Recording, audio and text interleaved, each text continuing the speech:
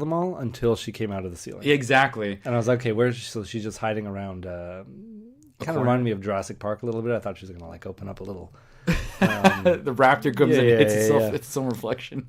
Oh, hits the reflection of the kid. Yeah. But no, it was not like that at all. I don't know when she had the time. She looked pretty nervous and like she didn't have a lot of time. Yeah. And then all of a sudden she's able to climb up into the ceiling and shoot through the tiles. I guess she had a little opening, but I didn't find through the drywall, right? Well, through the floating ceiling, like what's foam. That foamy, yeah, exactly. But I just didn't find that she had a great line of sight that way. They could have at least left one open. It's not like they would have realized. And then nobody looks up. Yeah, I just found it like it was kind of cool to see everyone get mowed down, and then we have a little bit of a pause, and then we see her remove a tile and come down from the ceiling. But I think it would be more believable if she was just kind of behind a box. Yeah, absolutely. I agree, but just like I guess they want to show her intelligence in that regard. But I couldn't believe. I really had a hard time. I let it go. Okay. Because even from where the bullets were coming from, I thought she was like in their like peripheral vision. Yeah. But it didn't look like it was coming down from the ceiling. Yeah. At all. So I feel like that was kind of lazy on their part. But I think that's the weakest part of the episode. But I still liked it because it was Carol being intelligent. Yeah, I mean I always like seeing Carol on screen when she's doing something MacGyverish that isn't stupid. She doesn't normally do something stupid, so I can kind of put my faith in her. Right. But this, and it wasn't a complete win for her either, because there's a bunch of other saviors that she didn't even see, and now she's on the run from them. Right. She gets outside. They have a little bit of a shootout. That shootout was pretty badly done too, because I feel like I don't know what gives for them to keep shooting at a truck. It's just wasting their ammo. Yeah, they're just shooting at a truck, like hoping they're gonna get through, like a huge truck to get there. She knows what she's doing. But I mean, if they stop shooting, she's gonna get up and start shooting. Well, if you outnumber one person, there's a thing called cover fire. So while they're firing, someone's gonna go around the truck and actually. So either it's showing that the saviors don't know what basic strategy is when you're part of a military group in that regard, but. Cover fire is very basic. It's one of the first things you learn in infantry, and I'm surprised. I don't even know. I never got training in infantry, but watching enough war films, you know what cover fire is, and that's how you take down somebody who's by themselves. Yeah, maybe in the moment you just want to let's just shoot at this car and hope it wasn't a moment. It was like 10 minutes. Yeah, a car isn't great protection. I mean, you can shoot underneath, you could shoot through you can shoot their tires. legs. It's gonna eventually it's not all the bullet's not gonna get stopped by a car all the time. Well, depending on what the far caliber and what you got going on, what you're shooting. If you're shooting a little handgun, maybe. Where she was, I could believe the car, nothing got there, because when you're shooting at the car, the seats, everything, there's still a chance you get shot though, very much. Yeah. Like you said. But I'm surprised nobody does the whole Die Hard. Is it Die Hard where you just they go under the car, you go under a surface and shoot their ankles. And then, you shoot them when they get on the floor. Yeah, I think we've seen something like that in The Walking Dead at this point. We must have. But everybody was hiding, so... Yeah, I guess. It was a standoff. She ends up taking some guy hostage.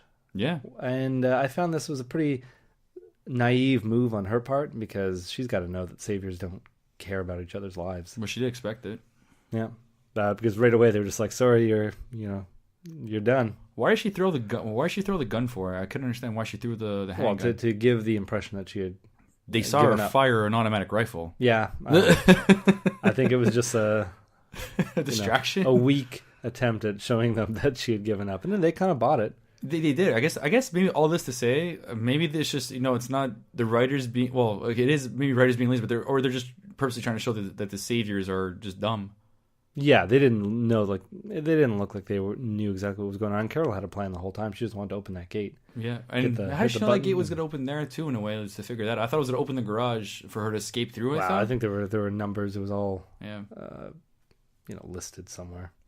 B4, and then she saw that gate was also the same name. Maybe. I don't know if it was B4. I was making it up. I don't need corrections on that. No, that's all right.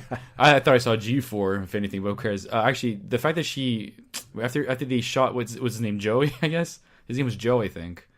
Skinny Joe? Was that Skinny Joe? I don't know who Skinny Joe is. Well, I remember there was Fat Joey. Oh, right. And then it's like now Skinny Joe is just going to be Joey. If my memory serves me well, I believe it's Joey. But he got shot when the point is when he dies, she ends up taking the keys, and she just want the keys or two. I guess it could have been for the vehicle. If you see keys, take the keys. I guess, yeah. It's like in a video game. You might be walking around and find a set of keys. You're not going to leave those set of keys. I guess not. Yeah, they don't take up that much room. It's on a nice ring and everything too. Did we see what they opened? Yeah, and well, you'll go through it. Yeah. Okay, Well, stop me when we get to that point. no then. problem. Oh yeah, they open the gate. Exactly. Fine, but we So- see a bit of before that. We see a bit of Ezekiel. And, Yeah, so Ezekiel and Jim Carrey, or what'd you say? Ezekiel and Dahmer. Jeffrey Dahmer. Ezekiel tries to take a stab at him. And he did. Well, he does. It's doesn't cut too deep. I Just thought a he would little have bit in the stomach. drove it in him afterwards, but I guess he's pretty badly wounded. I guess. Yeah. And now this guy, I wish we knew his name, but we'll keep calling him Dahmer. He's kind of breaking Ezekiel down here, telling him, you're just a con man. You're one of the best. Look, you got all these people to follow you, and look, even after they're dead, they're still following you. Yeah. And it's getting to him. It's It is. upsetting him. And I thought he was really just going to have a moment where he turns around and lops his head off or something. But it wasn't that cliche. Well, yeah, exactly. We wanted that, but then they took it to another direction, Yeah. to something better, if anything. Yeah, but I thought it was a nice little interaction between the two of them because it was really just kind of deconstructing Ezekiel and really breaking him down. He's already weak from, emotionally from what just happened, and now we're really seeing him fall apart. Right. But right before he is killed, because this guy says, "You know what? Your head on a spike is going to be just fine." And he's accepting his fate too. Yeah. He's closing his eyes, waiting to get decapitated, which isn't as easy with that sword, I think. Yeah, Especially if it's a live body. I don't know how you imagine doing it, but it was going to take a couple of tries if he was actually going to decapitate. Yeah, it's not going to be a clean cut. But No, it's not. Then we got one of my least favorite characters. But it worked. Jerry Jerry uses comes in executioner. and splits this guy in half with his axe. That was so rewarding. And it was so rewarding. When I saw it was Jerry, I had a little inside cheer. Exactly. And we can't admit anymore. I was upset at myself, but Jerry kind of completely redeemed himself. I agree. I think it's on record that we both didn't like Jerry's lines. Yeah. We both didn't like when he came in on camera. It was a little annoying. It's too comical. Yeah, it was it was forced comedy, I felt. But this was super rewarding because you have to realize you're wielding an executioner, which is that's made to decapitate. Yeah, that axe is made to decapitate. yeah, and it was like the graphics on this were pretty good. Like, Yeah. just Nicotera. that point of view Yeah. of seeing someone get split in half didn't look too CGI. I don't know exactly what they did. I only saw it once, so I haven't been able to really inspect it. But I'm willing to forgive the fact that Jerry came out of nowhere and came at the most crucial and theatrical time. I knew in the way that he was gonna. I didn't know when, because obviously I was actually like I was bought into the whole situation about Ezekiel dying, and I knew something was gonna save him.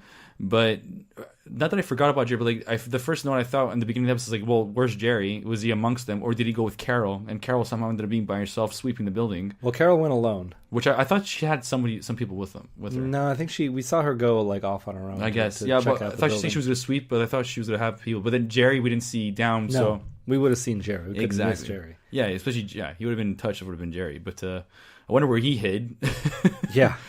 That's another part of the I think that's a couple of I think that's the second flaw we'd say in this episode. Like, why do you come? Well, you came at the perfect time now, the cliche time now, as you wanted to. But I mean, it's a TV show, and I'm like the payoff was so rewarding. It was fine. That whole split body thing made me think of vampires. When the vampire makes his first appearance at the hotel room and just splits that guy in half.